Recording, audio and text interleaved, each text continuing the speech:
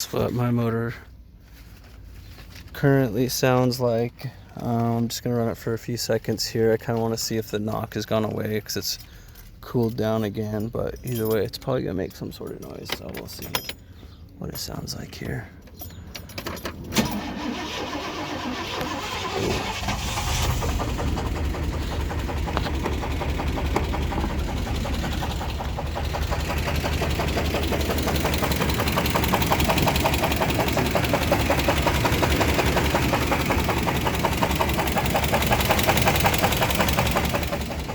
Sounds like a lifter almost.